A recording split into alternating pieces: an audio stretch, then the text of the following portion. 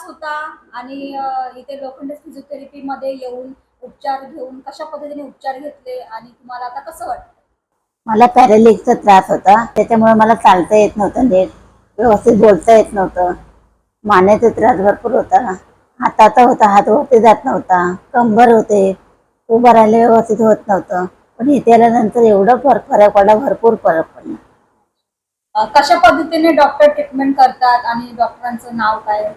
डॉक्टरांचं नाव पंकज लोखंडे. अच्छा. ते जरा बरं वाटलं, पण इथे येऊन भरपूर फरक पडला मला.